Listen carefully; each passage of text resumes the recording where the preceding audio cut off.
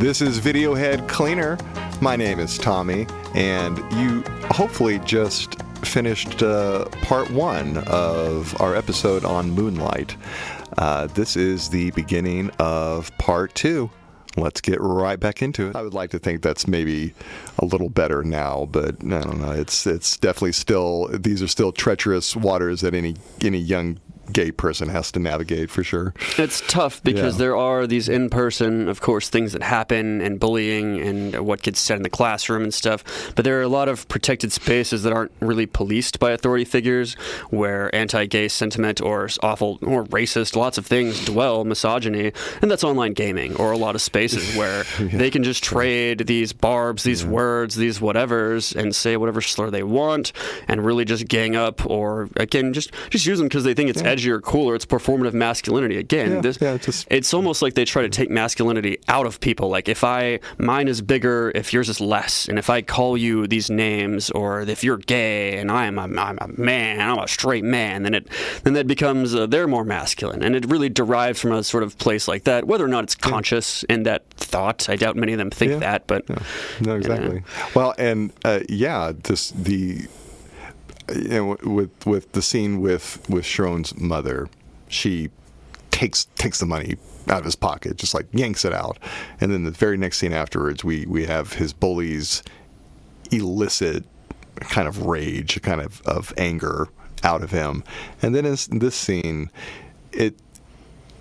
we have something brought out of Sharon, but it's very different. I mean, the kissing between Kevin and Sharon does lead to Kevin jerking Sharon off, like undoing his belt and kind of taking down his jeans a bit, and we see it from behind them, so we see their backs, but we see Kevin's arm moving, and we see hands clenching Sharon body tensing, and it's as the film does so many times, so much is not exactly shown, but we know what's going on. We know what's happening.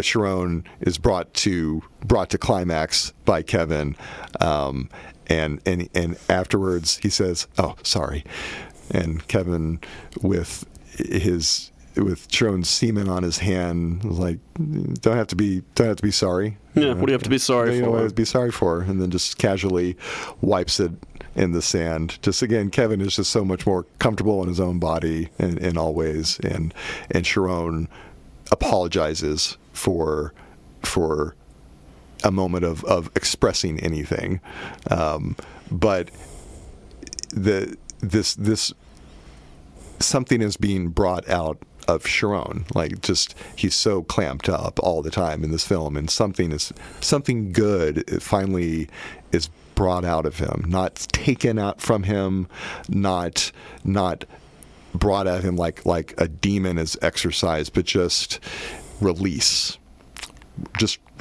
And intimacy again, because he has this so rarely with anybody. Like, his mom's off doing her own thing so much and doesn't really connect with him. She, at certain points, I mean, we'll see later, talks about what she couldn't give him and stuff. But I mean, he had some with Juan, but ultimately almost either forfeited it or, frankly, was put it at arm's length at times, perhaps because of his realization of what his sort of role model ultimately was. But we also find out, I mean, the next bit is when Kevin is driving Sharon home. He asks him, "You've never done anything like that before, huh?" And as Sharon looks quite nervous, and yes, ultimately we find out that's the first time he's done anything, and so it's, I mean, he's probably got the post-orgasmic guilt of the ejaculation there going on, as well as, oh my gosh, this was the first time this ever happened, and he doesn't know what's normal because he's never done anything like this. It's a touching young love moment when Sharon is walking away from the car. He kind of looks over his shoulder like, oh, is he still looking at me? Mm-hmm. Oh, I hope he is. And when he walks into his apartment, he kind of has his head kind of rolled back. He kind of just has a post-sex kind of glow and swagger, like he just had an orgasmic experience, which he literally just did, but just, figuratively too, like he's just still kind of awash in the glow. But then the reality of where he is just kind of confronts him Right, because he's now back at his house, and he finds his mom, Paula, as we now know, asleep on the couch. He goes to put a blanket on her, and she, again, seems rather high because she kind of goes off in her own little, you don't love me now anymore, do you? You don't love me no more. You're my only. I'm your only. And, like, just, she's just trying to... Again, her vibe is not as a mother, but as, like, a scorned lover. Mm-hmm. It's just off. You know, it's just wrong for what he needs and who he is relating to her, right? He certainly doesn't need isolation, and not to be just with her or something in that regard. So it's not what he needs, for sure. And so we cut to the school cafeteria now, where again Sharon, being very positively feeling about Kevin, he sees Kevin sitting over there. But before he can go over there and manage to sit with Kevin, we see Sharon's bully get there first and sit down. And Kevin sort of daps him up. We mentioned Kevin is kind of friends with his bullies, or he can fit in these crowds, or he walks in these spaces that Sharon can't. He just fits in more easily. He's one of the guys. Yeah. So, but Kevin is having lunch by himself, and Tarell, bully, shows up, sits down. They start chatting. Sharon was approaching him and then backs off when he sees his bully sitting down with his one and only friend. And then it cuts to the conversation between Tarell and Kevin, and this is the first time we get Terrell's name too, actually. Yeah, and his attitude, it's very friendly, very jocular, but there's a menacing edge to it, and we find out that he's trying to rope Kevin into being like the instrument of his bullying. They start talking about an old childhood game where someone tells you to go clock someone and you just walk up and you clobber them. You knock them down, and Tarell talks basically through palpable toxic masculinity, pressures Kevin into being his arm, right? Yeah, because he talks about how good he was. It was his game of, like, I don't know, knock down, stay down, I want to say is what it was. Yeah. And they reminisce about how he fucked a Cuban boy up real good once, got that white boy, Mauricio. And Kevin's like, I did. You're right, actually.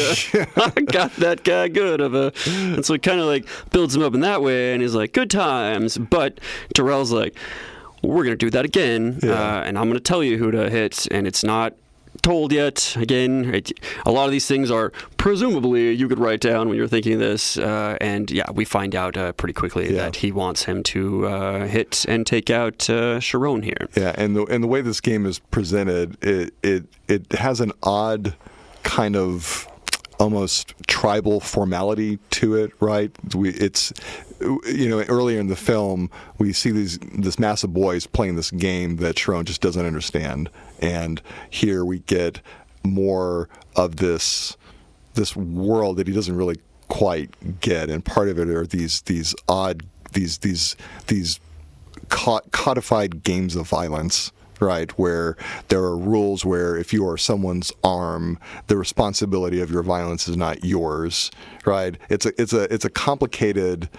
It's a complicated, almost quasi-legal fiction that is this boy's game. It's just a taste of this terrible thing which Sharon doesn't understand, and perhaps even the audience doesn't understand, even when they clearly understand what's about to happen. We get very firmly put in Sharon's position in a strange meta way. Oh, and even from a camera way, the camera is essentially in Sharon's position, and we see Tarell circling like a shark. Yeah. We get a very circular shot of around where we see a circle of boys around. Very so there's primordial again. Yeah, there's no escape. When you say tribal, there's a tribe, gang of people sort of here to witness this. There's a Lord of the Flies quality to it, for sure. And it's groupthink in that sense because, several people would step in and be like, hey, don't do this, or, we don't have to do this. But that's not what happens. But no one wants to get cross the bully, basically. Mm-hmm. So no one intervenes. It's kind of just the primordial rules of masculinity, where unfortunately, you're gonna have to fight or get clobbered. And our reveal here, because the whole circle is done by Tarell, is that the camera lands right on Kevin. And again, we're looking from Sharon's view, like it was preordained. This was foretold. We all knew this was going to happen. Like, we see this kind of gross ritual setup, but we know where it's going. And it just, the camera lands flatly and squarely on Sharon. Yep, this is where the camera knew to go, and just kind of like the dead cut onto Sharon really presents this. I felt it was just a very great and subtle way of presenting the grim spectacle of it all. So it is primal, we'll say, in that regard. And so, I mean, and this is sad because, again, not 24 hours ago, presumably, he and Kevin shared a very intimate and, a vulnerable moment. And so Sharon doesn't defend himself. He doesn't square up. He does not put his fist above his face to block this punch. He essentially... Yeah, he understands what's happening. He knows what's going on. And on some level, he does get it. He kind of, we see that he does kind of, I mean, he understands it, maybe not from the perspective of being one of the guys, but he understands what's going on. Kevin is being put in a position to hurt him, which we've seen with Juan. Juan was put in a position to hurt him. He was a nice guy, but he was selling crack to his mother, and just. Like this father figure, this kind of brother/lover figure is now once again tragically put in this position to harm him right after nurturing him. Just, just. You can never get a break. I mean, he doesn't defend himself the whole time, because Kevin hits him once and he gets back up. And again, if the game is knockdown, stay down. He should have just stayed down. He refuses to just to play like he's been defeated. He refuses to act like he's been defeated. He's going to keep standing up if he can keep standing up. The fire that we saw in him when Tarell was bullying him a few scenes ago, it's still there. It's clearly still there. He's standing up. He's getting clobbered, but he's like, no, I'm going to get up. I don't care. And I also read this as him giving Kevin a chance to stop and to not do this thing, because at any moment Kevin could have gone to his side or just not punched him in the face, because Kevin punches him 3 times. And they were both giving each other the chance to stop. And neither of them could take the invitation. It's to take it to a biblical place, it's very Jesus and Peter. You've denied me 3 times, ultimately. He gave him 3 chances, and every time he denied him, and then he ultimately got his ass very ferociously beat, which happened to Jesus too, actually. There you go. And I think Kevin is very clearly kind of a Peter figure, his rock, as it were. That's his Cephas. That's a good one. He hits him once, he gets back up. He hits him twice, he gets back up, and Sharon won't stay down. So he hits him a 3rd time, and this is where Tarell's gang sort of jumps in to just stomp Sharon when he's down, and that's a kind of visceral scene. It's not nice. We see the aftermath of it right after in the principal's office, and he is very beaten up and bloodied in this. And the principal wants to help but cannot offer any help that he can take. The only help that the principal can offer is filing a police report and getting the legal system involved, but it doesn't help what is his problem, which is his brutal confrontation between his sexuality and masculinity. And the film makes this very palpable. The audio on her dialogue starts getting more and more muffled until it's just kind of like a hum. She does not have words that he can receive. She cannot help him with the problems of masculinity. It's kind of primordial. She cannot show him these ways, and as such cannot speak to him, and the film physically makes this manifest. And I also read it as him kind of protecting Kevin even in that moment, because Kevin, for all of his faults and having just punched him in the face, is still probably the best person besides Teresa he has on his side, and so he didn't want to press charges against Kevin and fuck up his life, even though he had to take the beating and was somewhat martyred in this. It's just not. She's just not offering anything that he can take as help for so many reasons. So, which causes him to burst into tears and to just be like, "You don't understand." And obviously, as adults, you can say to teenagers all the time, "No, I understand," but A, you don't always, and B, even if you do, they may not absorb that or really think it. Maybe at best, all they can do is not say the wrong thing. Yeah, kind of like Juan and Teresa. It's this they can try real hard, but on some level, you have to decide for yourself, right? People can cast you in the best light possible, but fundamentally, you have to decide who you are. Right. To that point, she talks about him as he does. He decides who he is in the very next scene. Well, she talks about, before that happens, how she kind of says he's a boy, and he objects. He says, "I'm no boy," but the principal then says if he was a man, there would be 4 other knuckleheads sitting right beside him, and then he would be pressing charges and such. And so we get, right before this jump to manhood, essentially from boyhood, a talk about boyhood and manhood and what she thinks, or what other people put upon him or think what a man would do again. But also the tension, like what she said, it could be taken in the way that you just described, right? If he were a man, he would do the the rational thing and file a police report.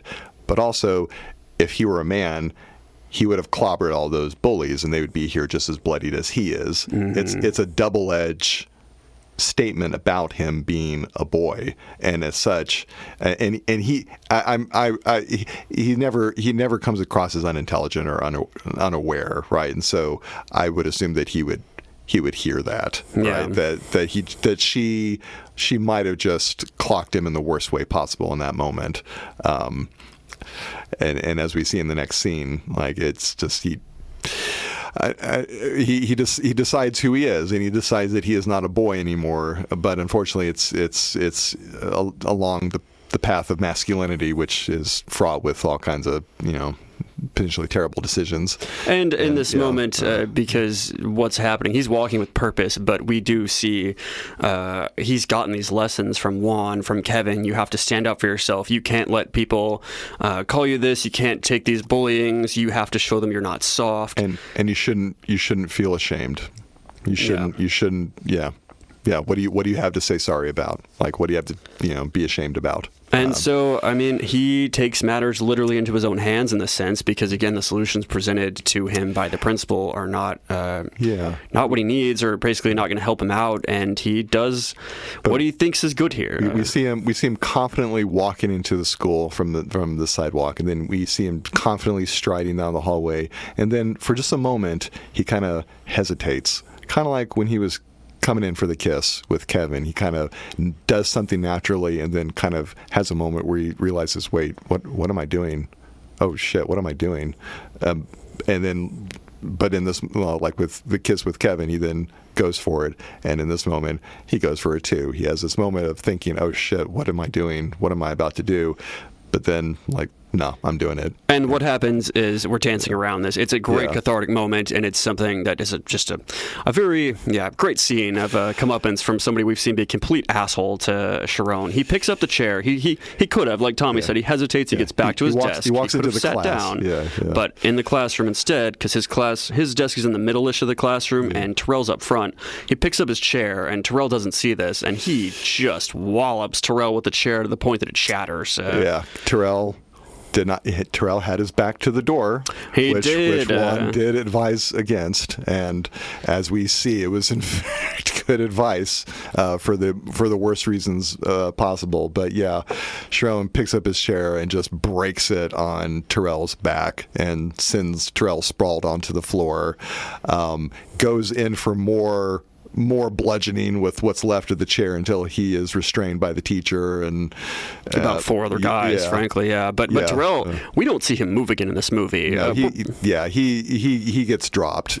He's still on the floor, and that's the last we see of him. So I don't know if he died, but he was clearly fucked up. He's probably alive, but I mean, he was not getting up. So if the game was knock down, stay down, well, he fucking knocked you down, and you're going to stay down in the sense of a... This is where Chiron understands the game. You know, the big crazy dog pile coming at him at high speeds. He as a boy, as a young gay boy especially, didn't understand it, and now he understands it in just like the worst way possible. Like he like fucking understands it, and it's just to tragic consequences because you know we get another eerie scene of it's just black with a flashing light, except this time it's red. Now, right? It was blue between Little and Chiron, and now it's red between Chiron and the next chapter. Because he does get arrested. We see him being walked to the cop car afterwards. And this is where Kevin is outside the school as this is happening too. And so they exchange a glance. We see Chiron in the cop car and Kevin at the school as they exchange a glance. And of course, Kevin knows everything that went on in this situation. And so he has the full context of this. He, again, realizes probably that this didn't have to happen this way. It did, though, because you had to give into peer pressure for masculinity. You had to be performative. You had to have your violence to prove yourself to the other men in the proving ground, and it impacted his good friend. And I think Kevin takes a lesson from that as we perhaps catch up with him later on it. But Kevin. 'Cause these are kids. I mean, it's not like they can't change and grow. But you know, these important male figures, even Tarell, even his bully, they all and Juan, they all with their own contributions bring him to this point. And it's as with so many things in this film, there are dramatic tensions, right? You know, just how do you reconcile masculinity with your sexuality, and I'm trying to think. Where was I going with this? What did you think on it? But we get a reprisal of the scene that Naomi does as Paula, where yes, as you called out, she does say, "Don't look at me," but the purple backlight and we finally find out what she screamed because it is in a dream that wakes up Chiron, and we now discover that he has aged somewhat. He looks much more like Juan does now. Very much so. We just see him in bed, but he has a black do-rag on. He just has a harder look about him. He's more muscly for sure. And then we see him with a gold grill in his mouth. And as we discover, he's become a drug dealer in turn after getting out of prison. He absolutely has a look about Juan, Mahershala Ali's character. He's put on a lot of muscle compared to child and teen Chiron. He's almost unrecognizable in that sense. And that is, again, a way that a lot of people can sort of... not come to masculinity, but it's a way to protect yourself. He followed in the footsteps of his father. Just in his look, in his profession, in his bearing, you know, he's a tougher man now. Again, much like Juan, you know, he has patterned himself after his father figure. He's got gold grills, fronts now. He's got a gold chain, gold watch, gold wristband, and a nice car with a gold crown on his dashboard there. So we see he's clearly not hurting in life in the sense of money, at least. But then he picks up somebody we don't know yet who calls him B, which we are to infer is to mean black based on the nickname Kevin gave him. And IMDb confirms this as the actor credited here for adult Chiron, Trevante Rhodes, is credited as black only in the script here. And also the name of this chapter is Black, which was the nickname that Kevin gave Chiron, and he has now grown into this nickname, right? This identity, as a black male, but the obvious tension, right? The father figure that he rejected for the right reason, he's just become like almost exactly like just like down to like his look, I'm laughing because you brought it up in the exact place that the title card does actually come up. But as I'm writing in my notes here, I'm like, oh, okay, and IMDb does confirm he's credited as black. I have, in an immediate repudiation of me pausing it to look up this confirmation, we get the final title card of 3, black. So I said, oops. I could have just waited a whole 2 seconds and found this out. But no, I was impatient and had to go look up what this was. So. Patience, Kyle. Patience. We next see Sharon Black pull up to an apartment and count money from a younger guy who is presumably dealing for him.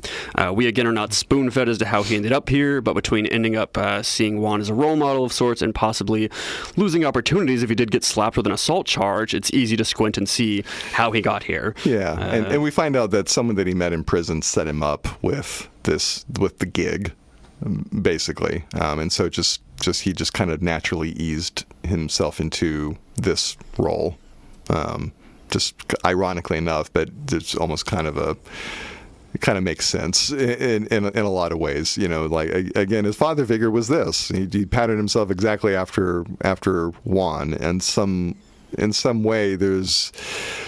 Isn't that what a boy's supposed to do? Look up to their dad and follow in their footsteps, and that's what he did. But it's just, should he have done that? He was cast in a certain light, and he decided to adopt that as himself. But once again, did he actually choose this? Did he actually finally choose this? And we kind of get the idea that no, he didn't, right? He's kind of set up with this as a gig after prison and just kind of went with it because he just felt like that's just the world. And I mean, one of the themes I have is just cycles in general of this, and the cycle of going to prison, having less opportunities, and then often taking extra legal roles or such because you need to survive, or you see people succeed that way in Juan he saw, or in others, then that just becomes an option. And perhaps the man in prison, or the guy in his juvie group, sort of offered him that as a way to prove himself, to be masculine, to be this or that. Because, I mean, as much as he was in school with Tarell and some bullies that were awful hyper-masculine, I can't imagine juvie was much better. And so we leave our Sharon. And again, when it doesn't show us all these things, we don't know what happened to him in juvie. But when you send a sweet, barely talks boy into a group of well, into the system. Yeah. He's now just straight up in the system. And, depending on his age, I don't know, maybe he went to juvie. Who knows? Maybe he didn't. Maybe he went to juvie. Yeah. He goes to Atlanta, and that's what he meets the guy. Yeah, like you said, that ends up having him trapped for him. Right when he went to Atlanta, he met the guy in juvie. But we see him talking with his dealer about money. Really, all it does is establish he has underlings, but we get a voicemail of his mom. But he's kind of fatherly to his underlings too, right? He is. It's a reflection of Juan as well. Yeah. We see interaction with his street level dealer, and it kind of looks. We kind of think for a second that he's gonna get violent, or that he's developed this really hard edge, and we're about to see that manifest. But no, he's just kind of giving his dealer the business to kind of keep him on his toes. He does say, if you can't take some shit from me, you're not fit to work the streets, and sort of his own teaching masculine way, that Juan sort of had to. Yeah, he's gonna catch shit and nonsense from everyone he's dealing to, so you got to be able to roll with it. So it's like fatherly advice. It's kind of, again, following in those footsteps. So we get that voicemail from Sharon's mom saying he could or should come visit sometime, and then he's working out through it. He doesn't really obviously pick up or such. We get the vibe again that they're a bit distant because she didn't have what he needed, but he's laying in bed. They're estranged. That he's in Atlanta. We get the impression she's still in Miami. So he gets that phone call, but then he gets another phone call from Kevin. He does. Well, he's up. I guess he's laying in bed, and he gets the phone call, and he, before even looking at it, just like, "Mom, I'll come visit tomorrow." But he gets Kevin, and we learn that he has not talked to Kevin really since the incident of it all.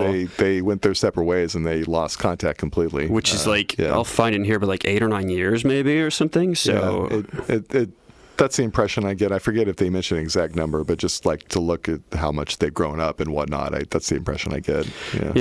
I mean, they are adults now, comparatively when looking. They don't appear too young of adults, and we learn Kevin's been through a lot of life, and I think it's about 8 or 9 years. And so, Sharon, ever the quiet person, really doesn't respond a lot. Kevin has to ask a couple of times, like, "Are you still there?" And so, Sharon he just doesn't know what to do at all. He clearly he wants to talk. This is something that he never thought would ever happen, and now that it is happening, he's just what do I do? He doesn't know how to respond, and as such is just as always very clamped up, very very very tight-lipped. But to Kevin's, credit, he does not. He knows Sharon. He's like, "Hey, are you still there?" And like kind of talks to him and says like, "Yeah, I got your number from Teresa. Was thinking about you." We learn that Chiron is in Atlanta now, like you said, and has been since the ferociously satisfying chair incident. Kevin apologizes and is one of the main reasons we think he's calling here. And we see Sharon Black sort of resemble his boyhood self as his childhood friend, and crush seems to take him back. Yeah, like Sharon almost looks like he's about to get weepy, like it's just like he's about to get just very emotional. He does not know how to handle this at all. It's very impactful and meaningful for him, probably in a way that he never thought something like this could happen or could happen. And here it is, and he's getting overwhelmed, and he's trying not to let it be known. And the vibe with his dealer and underling, is that he's just not vulnerable anymore, and he's not the same guy. He was kind of easier at talking there, and so it really does regress him back a bit to his quiet and vulnerable self. It immediately dispels the image of Black as we've seen in the 3rd chapter. As a tough guy in the model of Juan. He's now once again Sharon, that vulnerable kid that only Kevin really sees. And it's still true. They've lost contact completely, and yet, they're both still the same, even after going through as much life as they both have. And we could just guess at Kevin, but we can clearly see it with Sharon. And so, Kevin talks about how he could come visit sometime. He'll cook for him. A patron played a song that reminded him of Sharon. Which we have not seen in this film. They had like a song of their own or such, and so it is sort of withheld. We'll hear it at what plays, but just the idea. But even that, it's these are, and we'll start getting a sense of this. These are little details they're very touching, and it's I don't know, our heterosexual audience, please let us know if a song ever touchingly reminded you about your other heterosexual buddy in a way that this song reminded Kevin of Sharon. It's one of those kind of subtle cues that, he's never really forgot about Sharon. Like if a song could just make you think about him, it's like that. Especially the song we learn what it is. It's like that's clearly this is a meaningful person, and it's just one of these really subtle ways where it's said without really being said. Sharon's very silent and quiet during the last half of the call. He literally doesn't even say goodbye. Kevin just kind of is okay, well, I'll see you. And we then cut to seeing him dream of Kevin again. And frankly, he probably doesn't even know what adult Kevin looks like. He dreams of adult Kevin largely because they've cast adult Kevin, and we need to have somebody play him. But in real life, it could be a little more, murky or such, or what your brain puts together, because brains are crazy like that with dreams. But he dreams of adult Kevin, and when he wakes up, we see that he had a wet dream. Even it has progressed beyond the teenage dream we saw, where that didn't seem to be the case, and it was more of just kind of thinking, feeling it out. But Kevin released this from him back in the day, and once again, just a phone call with Kevin has done it again. It's the truth is unmistakable, and also just shown that repressed, that as an adult he's having a wet dream. You got to be pretty sexually repressed there too. That's very true. That doesn't just happen. If you're not and it's also pent up. It's a very boyish thing to happen too. This big tough guy having a wet dream like a young boy would. Kevin regressed him in many states in that sense. So it's very interesting. The next thing we see is Chiron visiting his mother, where he has a visitor badge on, inferring either rehab or a retirement home. But we quickly learn it's a rehab. It's a rehab facility. Yeah. And again, we're not going to tell you. You're going to figure this out.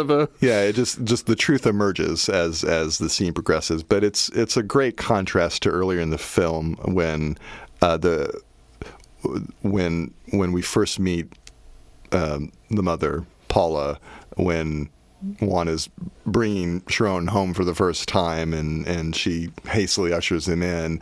She sits down. We see a badge on her from a hospital, and now it's Chiron with the badge. Like they've just switched completely. He's the adult, she's the child, or the minor, I guess.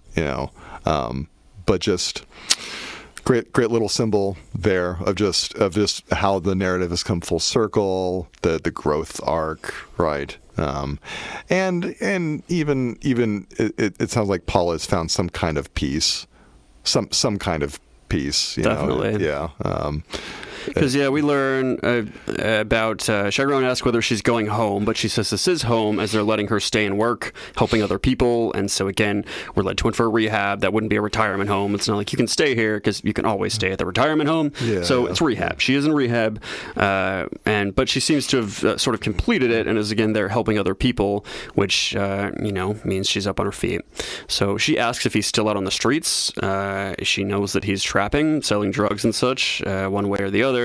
And saying he doesn't have to do that, but Chiron, understandably resistant, kind of blows up a bit, asking why he should listen to her. Yeah, she apologizes for how she treated him, kind of like Kevin did just in the scene before, apologizing for what he did and what happened. With his mother, it's much more tense, and the film, how it puts these characters in contrast. Kevin is always giving without any obligation to, whereas his mother is always taking without any right, and the reception of the apology is very different for that reason. He does blow up. It's it's fair, and especially, but it's fair. It builds up to, and it's perhaps not the apology he needed to hear, because there's a line that comes after it that's just amazing in my estimation. But she convinces him to at least hear her out, because he does get up. He's about to just leave and be like, I don't even want to put my effort into this. You've hurt me so much, and like you're trying to tell me how to live my life. Who are you to tell me anything? And if we're going back to masculinity and how to live in all of these things, trying to teach him that, I don't think he sees value in that either, because he's not going to get that from her. But she apologizes and says she knows she fucked up, and importantly, she says she knows she did not have love for him when he needed it, which is very true and shows a lot of growth on Paula's part, because we have seen that. We have witnessed when he needed love, when he needed a parent, when he needed a home, all these things. She didn't give that to him. She did not provide that. She was very much mired in her own adult life and situations and addictions and cravings and men and whatever else. It's looking back and trying to hold oneself to account for the wrongs they did, but as we see from Chiron, it's cold comfort. It's cold comfort at best. Maybe you can do something with that acknowledgement and that apology, but the wounds are still there. You grow up without the love that you need, and then it's one hell of an act of grace to accept that apology, right? Because there you are, the product of having been denied that, right? And still dealing with all the pain that Chiron clearly carries with him still. it's an understandably hard apology to accept. And he once again tells her just straight up, "I hate you." Just, whew, yeah, real hard. He says it as a child, and we take it as the offhand remark that a child makes. But as an adult, like, whoa, yeah, no, it's a harder statement as a grown adult to their elderly or more elderly mother now. Yeah, and I think she's taken some lessons from rehab that, I mean, he probably wouldn't have, I don't know, dwelt on, or he doesn't know she's changed perhaps, because she does say that Chiron doesn't have to love her, but that he should know she loves him, which in many ways is unfair a bit, or to sort of do that, but it also is a sense of like, I know I fucked up, and if you don't love me back, I get it, but I am better, or at least, you know, trying to be the best me, and I love you at least. Yeah, no, I mean, you said it perfectly. It's unfair. It's an act of grace, but it sounds just like guilt. It sounds just like manipulative guilt and too little, too late stuff as well. And in the scene, I didn't think that it was. I felt that it was probably very sincere, but it doesn't matter, right? When you grow up with the opposite constantly, like what do you do when presented with the truth? Well, I mean it. As we saw with his call with Kevin, he doesn't really know what to do when just presented with the truth out of nowhere. And unfortunately, he reacts perhaps as we all would, just, you know, with great frustration and pain. You know, just, yeah. That's what I have down to. I mean, I have the Kevin parallel, of course, because of course it happens back to back, but it feels too little too late, just like the scene we got with Kevin. And Chiron has had a mother who didn't always love or take care of him, a mentor that died young, and a best friend crush that beat him physically to look cool. So he's been failed at every turn as a very sensitive boy. He's been harmed by everyone who claimed to love him. But I don't know, not necessarily to his credit, but she does apologize again, though, when Chiron hugs her, and he has tears running down his face in the scene. It's very emotional, and even again, to go back, the co-writers both had a drug-addicted mom, and so this was a very, very impactful scene for them. They talk about their emotions during this scene. They talked about how the crew was sort of crying during it a little bit, like, you know, obviously not everybody or whatever levels, but and this is, I believe Barry Jenkins, the director, says when he watches it back, he closes his eyes for this scene. It's just very powerful, and just like at the very end where she's fumbling with a cigarette, and he takes it from her and takes the lighter, lights it for her, and hands it back. Like he is just fully taken over as the adult. He is now showing her how to adult, and just full circle, but in a way that's just kind of sad and not like it doesn't feel like a resolution. It's just that's just life for you sometimes. It's never neat with family. It doesn't wrap up. Yeah, it's hard to it's hard to move past a lot of stuff, especially when it's decades long or something. But it's also a touching moment. He could have just like let her fumble with the cigarette and just gone, and he could have left. I mean, he could have just straight up done that. He did that to Juan. He just got up and left and called it, and is like, nope, this is over. When he had to, even as a little kid, and he could have done that, but no, he helps his mother out. And he has just flatly said that he hates her twice and has every reason in the world to, and yet, you know, he stayed behind to help her out. It's a small little thing, but kind of like your friend, like a friend out of the blue saying that you had these like sexual yearnings for, hey, I just heard a song and it reminded me of you. I know I haven't talked to you in 10 years, but just, you know, I wanted you to know that. It's a small thing, but it's not a small thing. You know, it's a very meaningful, very, very meaningful small thing, you know. And it's so meaningful, and again, we get the vibe, I guess you could read it this way, that he doesn't have much positive going on in his life, to the point where the next thing we see is Chiron on a highway. And again, the presumably is in my notes, presumably going to see Kevin, because where else would we be going on the highway? And since he's in Miami and you are now in Atlanta and we've established this, that's what's happening. And sure enough, we see him outside Kevin's diner next. So he goes inside, and he doesn't doesn't immediately go to Kevin and be like, Kev. Like, he kind of just shuffles in and goes to the bar and gets a little bit noticed, and he's like, I'll get to you. But it's not until Kevin stares him in the eyes and really sees him, and he says, Sharon, that he sees him, and he has this whole movie of because you could easily not recognize him having gone back to his hometown here. He does not look the same necessarily. At all. It's been a while, and he's got quite a masculine front now. Right, got the chains and the gold grill, and just the muscles, and just kind of the harder look, you know. And so of all people, you know, even Kevin didn't recognize him at first. But then still finally sees him. Takes him a while. It's been a while. It's been like 10 years. But you know, finally still just even in the midst of that, finally recognizes him. He takes him up on that offer. He's like, said you're going to cook me a meal? And Kevin says, okay, sure. And takes the chef's special. He essentially says, like, you can order off the menu, or you can get something I'll make you special in this case. And you could read that in many metaphorical ways, or, you know, the main one of like, you could do this, you could be normal, you could be on the straight path here, the menu, or you could order off of it. And he does. He orders off of it from Kevin.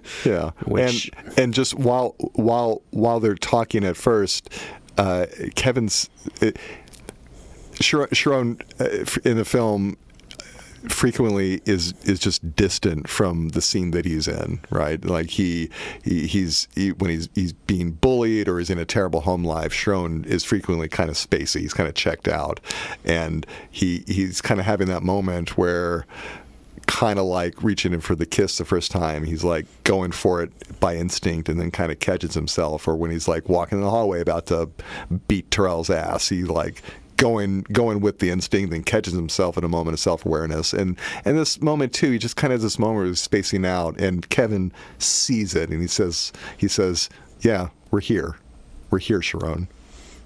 It's just he does, It's just very touching, you know. So he makes some food. Sharon sits down, and Kevin's kind of just getting up and down a bit to go finish off the rest of the patrons for the night. After lovingly crafting the chef's special, like we see a scene in the kitchen of him just getting out the best ingredients, and just really, it's clear that he's, you know, this is a special meal. It actually is, in fact, the chef's special, for sure.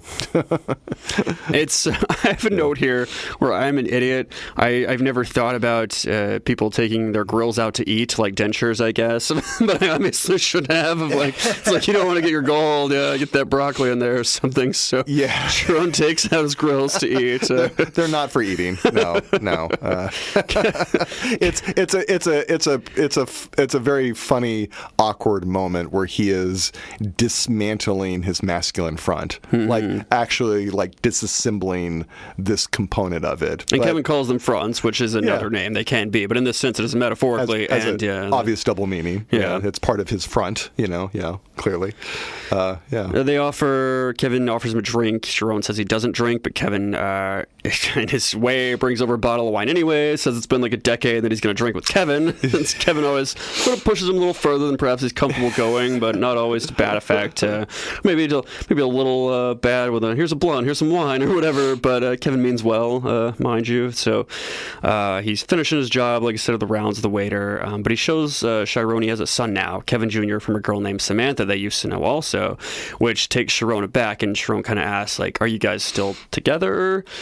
Because he could just be, if the answer is yes, just devastated and left with nothing almost again. Has clear unrequited desire, and just it's about to be just this very fragile, like, bubble of hope is about to be popped, just very quietly in the dark. But no, just had a sexual dalliance as a teenager, and had a kid had a kid too early.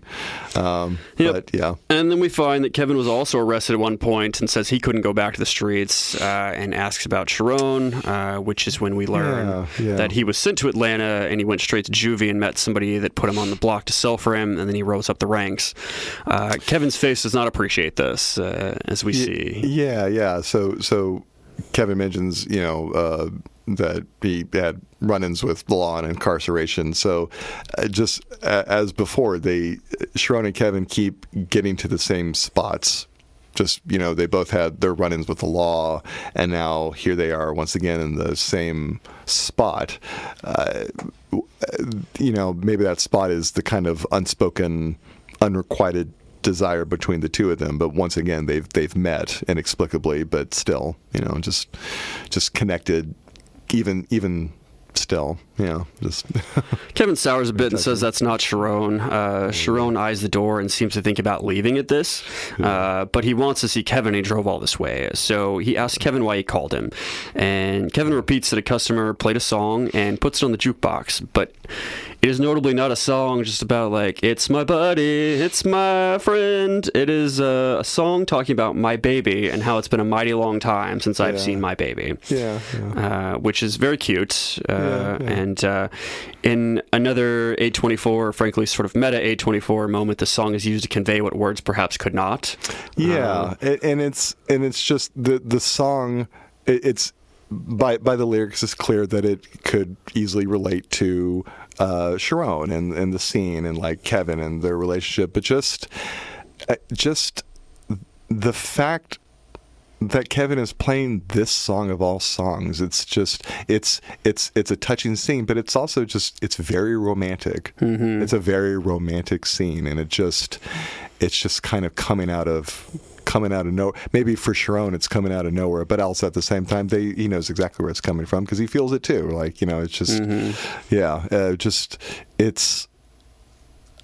it's subtle, but it's not subtle. It's a small gesture, but it's just way out there, and it clearly is what it is, right? Kind of like Sharon, right? Like he's so clamped up, like he's trying to disappear into himself, but everyone sees him. Everyone sees him. Everyone knows about his mother. Everyone knows about his relationship with Juan and Teresa, and that he's gay or like is reading as gay and whatnot. And but just it's a very, very romantic moment where they I don't know, they figure themselves out in a way, but even after all this time, right? And it's another Kevin being confident, sort of taking the first step here in a way, and just sort of again using music or words where Sharon can't. But Sharon drives Kevin home, and Kevin sort of asks who he is now, pointing out his grill, his fronts, as he calls them in the car. And Sharon says he's just himself and asks what Kevin expected. But Kevin asks if he remembers the last time he saw him, and Sharon says he tried pretty hard not to remember, and he tried to forget, frankly, all of that.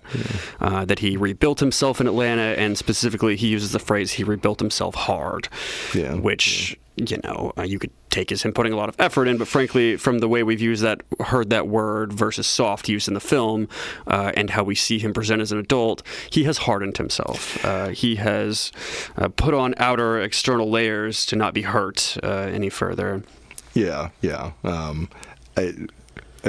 Patterned himself just like Juan, just like his father figure, right? And just going out into life after prison and after a violent confrontation with his fragility and insecurities and his place in the world and whatnot. He tries to rebuild himself differently. He's still the same person, clearly. The same young boy and teenager is still there, under the layers, under the fronts. Right? It's the same person. The hard masculine. That's the same person too. It's not that one of these is fake and the other is real. It's like they're all real. They're all true, right? And he's the young, scared gay boy, and now also this harder edged man. On some level, he's still trying to resolve the contradiction. He still hasn't, though, right? And it would seem that maybe Kevin has, or Kevin's more onto it than he is, right? Just, yeah, like he rebuilt himself, but on some level he kind of didn't. He didn't change, you know. He just put on some fronts. And he was around different people who didn't know him, or perhaps, he could front around. Yeah, exactly. Whereas he couldn't around these people, and especially not Kevin, because he's known him all his life. He has decided something about himself, but it wasn't the right decision, or it didn't have to be like that. Like he thinks that he is finally deciding things for himself, but in many ways he's not. He's just kind of going along with what is expected of someone who looks like him and is in his position, right? He's not really deciding. He's letting people cast him in whatever light, right? And yeah, I think Kevin sees it. He's the one that sees. Mm-hmm. And he always has been in the film. So he kind of asked Kevin how his life went. What about him? And Kevin sort of sadly says that he wasn't ever worth shit, and that he never really did what he wanted, which is an interesting statement I clocked, because he saying it was all I could do to do what folks thought I should be doing, and that he wasn't ever really himself. Yeah. This is an interesting statement, as without making judgment on Kevin's sexuality, whether he's gay or bi or any of that, a lot of LGBT people specifically fall into this trap. They are told who to be, they are told who not to be, and get mired in pleasing others while not living for themselves.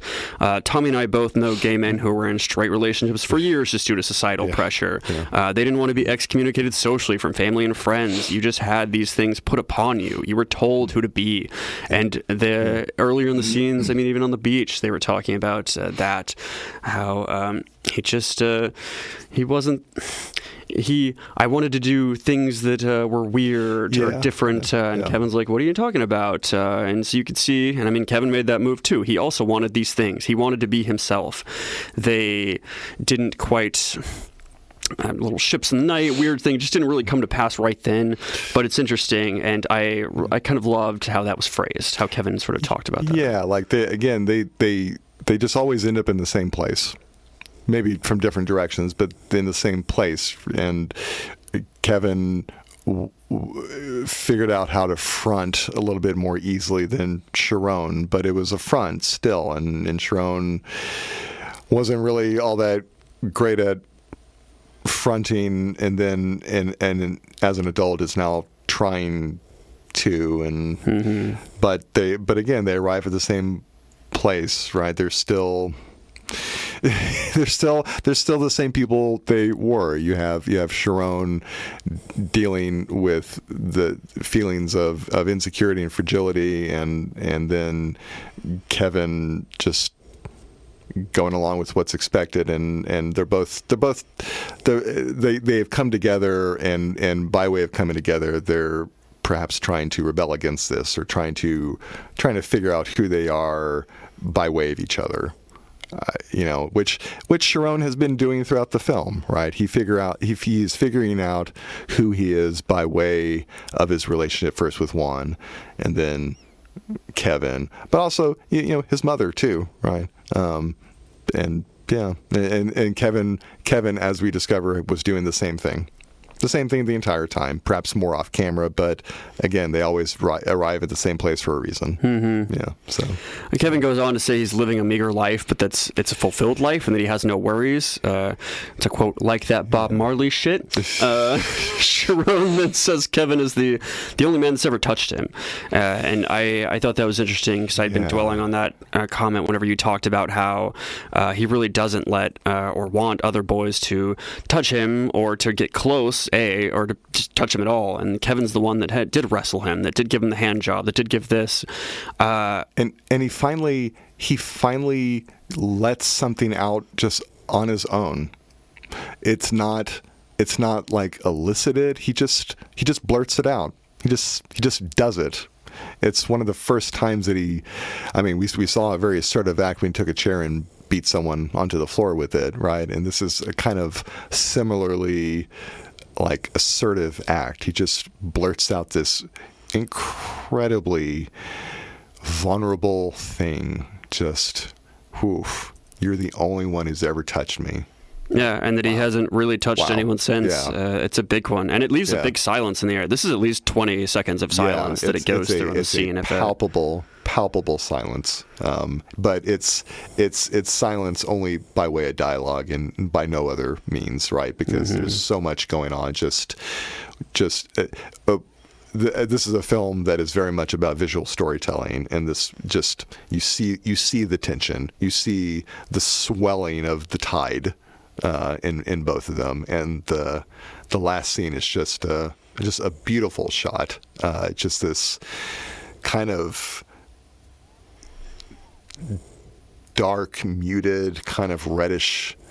Was it kind of like a reddish tone? Are you talking about Child Chiron or this just like the last shot? Or? Yeah, there's like the very.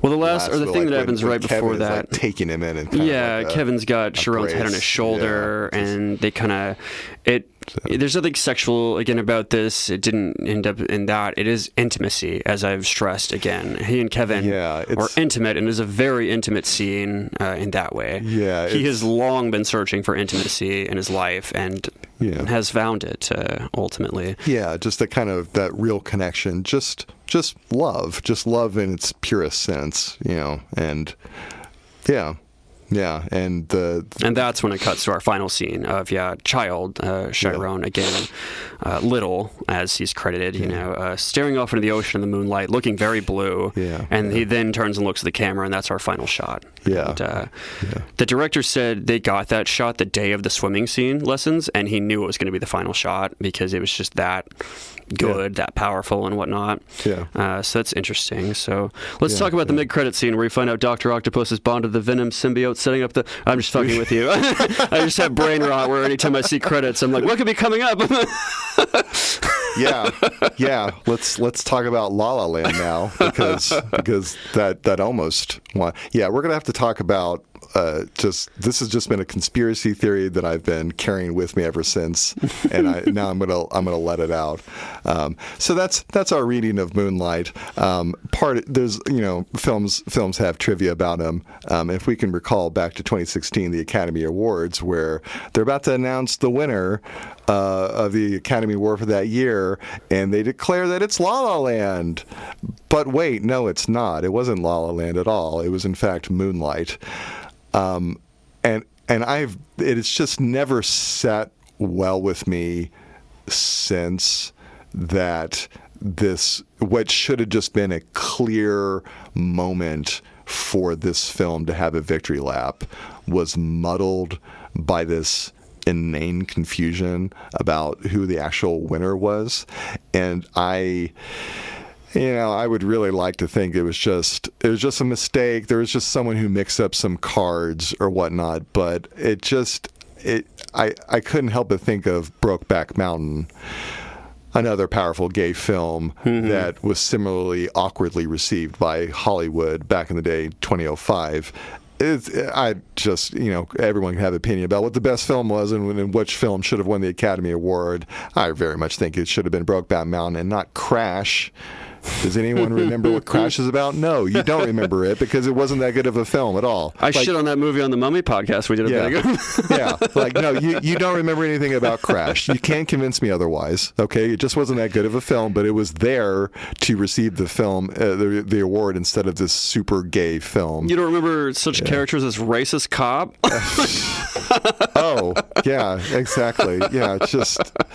Oh God! So, we're gonna have to do a podcast about Crash just so I can hate on it for 3 hours. Seriously. Anyway. So again, to most generously interpret this, the story as it goes is that the La La Land was incorrectly announced as Best Picture winner due to a presenter being handed the wrong envelope. Presenters Warren Beatty and Faye Dunaway received the Best Actress envelope, which had Emma Stone's name for La La Land instead of the Best Picture envelope. So Beatty hesitated and then handed the envelope to Dunaway, being like, I don't fucking know, here you go.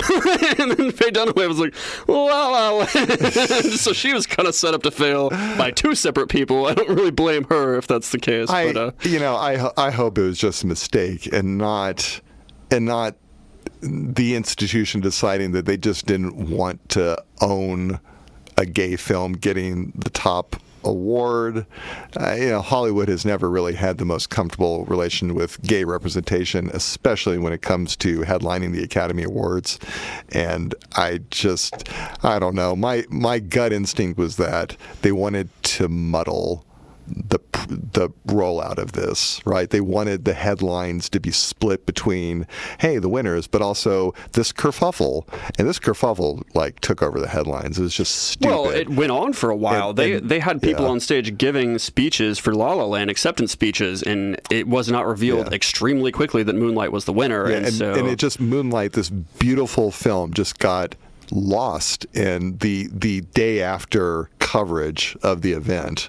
And I don't know. I try not to wear my tinfoil hat too much, but it just, if you were going to try to dilute the presentation of a queer film, then it would probably help if you had a stage filled with actors who could do this and make it actually look like an accident. I don't know. This is just maybe the the gay cynic in me, but it's just God. Of course they fucked up the rollout of a powerful gay film.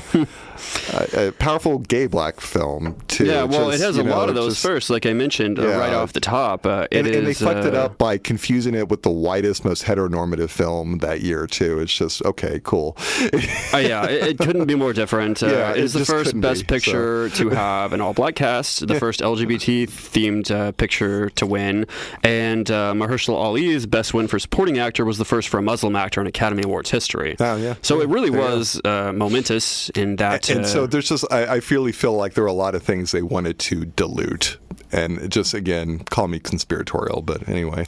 It was showered with awards. We'll talk about that now. For the Academy Awards, it received 8 nominations and won for 3. It took home Best Picture of the Year, Best Supporting Actor for Mahershala Ali, and Best Adapted Screenplay. Yeah. The screenplay was, actually, I have that in a later bit, but officially it was nominated for 310 nominations of film awards globally, and it came away with 235. Well, so it had quite a big ratio margin there. For reference, Everything Everywhere All at Once had 265 wins compared to that 235, and Oppenheimer has 271 wins as the current record holder.